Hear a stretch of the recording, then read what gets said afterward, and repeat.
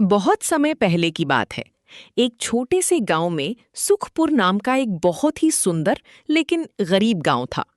इस गांव में रमेश नाम का एक बहुत ही ईमानदार और मेहनती किसान रहता था। रमेश के पास बहुत थोड़ी सी जमीन थी, जिसमें वो दिन रात मेहनत करता था। उसकी पत्नी सुनीता भी बहुत ही समझदार और मेहनती महिला थी। उनके दो छोटे छोटे बच्चे थे। एक बेटा चिंटू जो 8 साल का था और एक बेटी पिंकी जो 6 साल की थी। दोनों बच्चे बहुत प्यारे और मासूम थे। एक दिन सुबह सुबह रमेश अपने छोटे से खेत में काम कर रहा था। उसका चेहरा पसीने से भरा हुआ था। उसके कपड़े पुराने और फटे हुए थे, लेकिन उसकी आंखों में एक अजीब सी चमक थी। मेहनत की चमक, ईमानदारी की चमक। सुनीता घर में खाना बना रही थी। उनके पास खाने के लिए बस थोड़ी सी चावल और दाल थी। अरे सुनो जी, घर में अब बस 2 दिन का ही राशन बचा है। बच्चों को क्या खिलाएंगे? साहूकार लालचंद का कर्ज भी तो चुकाना है। अगर इस बार फसल अच्छी नहीं हुई तो हम क्या करेंगे? चिंता मत करो सुनीता, भगवान पर भरोसा रखो। मैं कल शहर जाकर कुछ मजदूरी का काम ढूंढूंगा। किसी तरह हम इन मुश्किलों से निकल जाएंगे। हमारी मेहनत और ईमानदारी कभी बेकार नहीं जाएगी। तभी चिंटू और पिंकी दौड़ते हुए आए। दोनों के चेहरे पर मासूमियत थी, लेकिन उनकी आंखों में भूख भी दिख रही थी। उनके कपड़े पुराने थे, जूते फटे हुए थे। माँ, मुझे बहुत जोर से भूख लगी है। आज स्कूल में सब बच्चे टिफिन लाए थे, लेकिन मेरे पास कुछ नहीं था। सब मुझे देखकर हंस रहे थे। माँ, मुझे भी बहुत भूख लगी है। मेरी सहेली के पास तो इतने सारे खिलौने हैं, लेकिन मेरे पास एक भी खिलौना नहीं है। सुनीता की आंखों में आंसू आ गए। एक माँ के लिए अपने बच्चों को भूखा देखने से ज्यादा दर्दनाक कुछ नहीं होता। उसने अपने आंसू पोंछे और बच्चों को गले से लगा लिया। बेटा, बस थोड़ी दिन और। तुम्हारे पापा बहुत मेहनत कर रहे हैं। जल्द ही सब ठीक हो जाएगा। अभी मैं तुम्हारे लिए खाना लगाती हूँ। शाम को जब रमेश घर आया तो वो बहुत थका हुआ और दुखी लग रहा था। उसने पूरे दिन खेत में कड़ी मेहनत की थी, लेकिन फिर भी उसकी फसल अच्छी नहीं हो रही थी। साहूकार लालचंद का कर्ज भी सिर पर था। सुनीता, मैं नहीं जानता अब क्या करूं। फसल सूख रही है, पानी नहीं है। साहूकार लालचंद कल आने वाला है अपना कर्ज मांगने। अगर मैं उसे पैसे नहीं दे पाया तो वो हमारी जमीन छीन लेगा।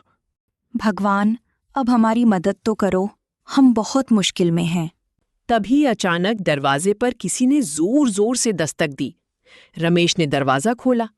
बाहर साहूकार लालचंद खड़ा था। वो बहुत मोटा आदमी था। उसकी आंखें छोटी छोटी थीं और चेहरे पर लालच साफ झलक रहा था। उसके साथ 2-3 गुंडे भी थे। क्यों रे रमेश, मेरे पैसे तैयार हैं। 3 महीने हो गए, अब और इंतजार नहीं।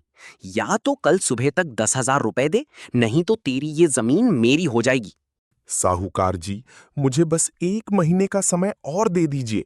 मेरी फसल तैयार हो जाएगी, फिर मैं आपके सारे पैसे ब्याज समेत दे दूंगा। मेरे बच्चे भूखे हैं, कृपया मुझ पर दया कीजिए। दया? मुझे तेरी गरीबी से क्या लेना देना। कल सुबह तक पैसे चाहिए, नहीं तो ये जमीन मेरी। इतना कहकर साहूकार चला गया।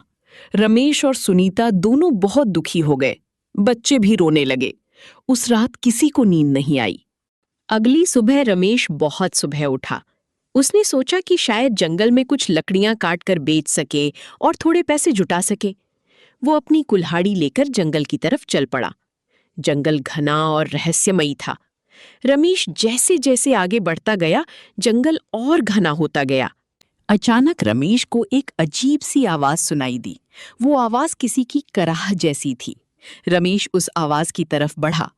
एक बड़ी से पेड़ के नीचे उसे एक मुर्गी दिखाई दी, लेकिन वो कोई साधारण मुर्गी नहीं थी। उसके पंख सोने जैसे चमक रहे थे।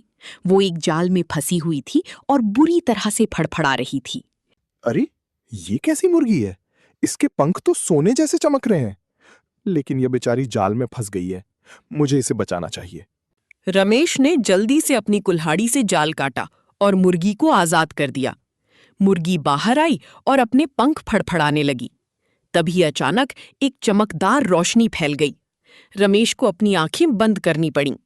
जब रमेश ने आंखें खोलीं तो देखा कि मुर्गी उसके सामने खड़ी थी और उसकी आंखों से एक अजीब सी रोशनी निकल रही थी। मुर्गी इंसानों की भाषा में बोलने लगी। हे दयालु इंसान, तुमने आज मेरी जान बचाई है।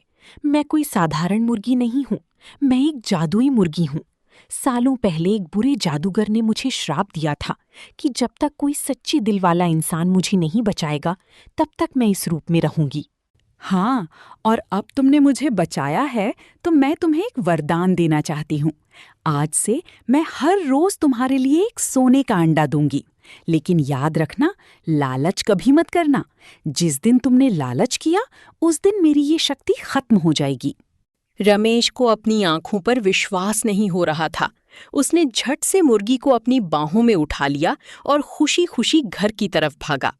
जब रमेश घर पहुंचा और सुनीता को सब बताया तो पहले तो उसे विश्वास नहीं हुआ, लेकिन जब मुर्गी ने बोलना शुरू किया तो सब हैरान रह गए। हे भगवान, ये तो सच में जादुई मुर्गी है। शायद भगवान ने हमारी प्रार्थना सुन ली। वाह पापा, अब तो हम अमीर बन जाएंगे। अगली सुबह जब सब उठे तो देखा कि मुर्गी ने सच में एक चमकदार सोने का अंडा दिया था।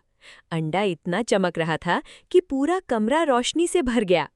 रमेश ने वो सोने का अंडा लेकर शहर के सुनार के पास गया। सुनार ने जब अंडा देखा तो उसकी आंखें चमक उठीं।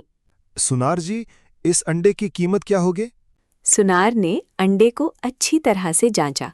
वो शुद्ध सोने का था। उसने रमेश को 10,000 रुपए दिए।